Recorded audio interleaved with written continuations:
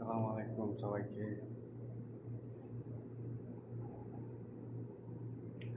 আমি দেখতেছেন এই বিল্ডিংয়ের ছাদে গেছিলাম। এই ছাদের থেকে একটা ইট নামাইতেছিলাম 30 কেজি ওজনের।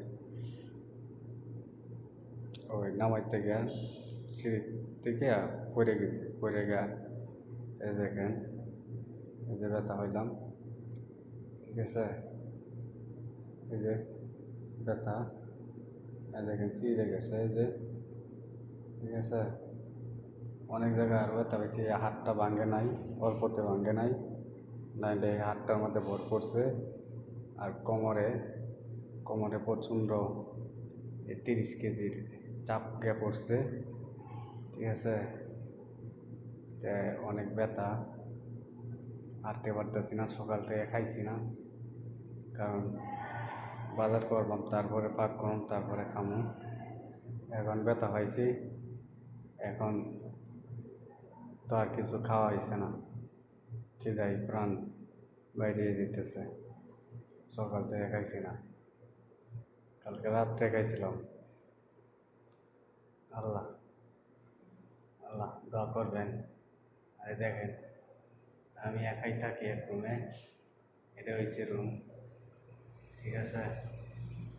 এটা হয়েছে রুম, এখানে সব কিছুই আছে। আমি হাঁটতে পারতেছি না, হাঁটতে অনেক কষ্ট হচ্ছে।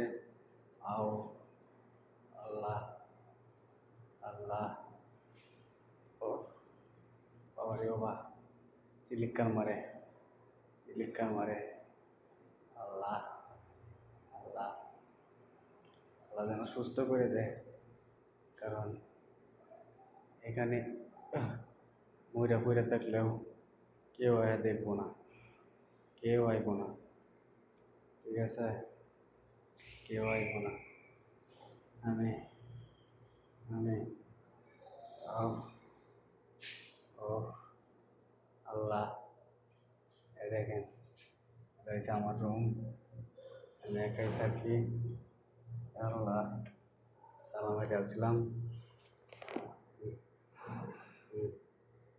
আল্লাহ, ও ও সরি বাবা, ও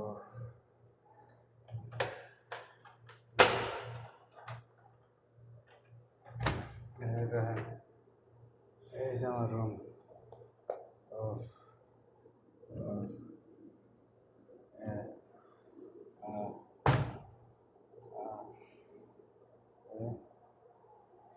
আমার রুম, আমি একাই থাকি, ঠিক আছে। একাই থাকি। সবাই দোয়া করবেন যাতে সুস্থ হয়ে যায়, কারণ আমরা সুস্থ না হলে উপায় নাই, আমাদের উপরে অনেক চাপ আছে। আল্লাহ, ও ও আল্লাহ তুমি সুস্থ করে দিও। আল্লাহ, সবাই দোয়া করবেন যাতে আমি সুস্থ হয়ে যাই। সবার কাছে আপনার কাছে দোয়া চাই। আল্লাহ, কোমরে অনেক ব্যথা পাইছি। আল্লাহ, হাঁটতে পারতেছি না, কালকে ডিউটি যাইতে পারবো কিনা আল্লাহ বলতে পারি না। সকাল থেকে খানা নাই। সবাই ভালো থাকবেন, সবাইকে ধন্যবাদ।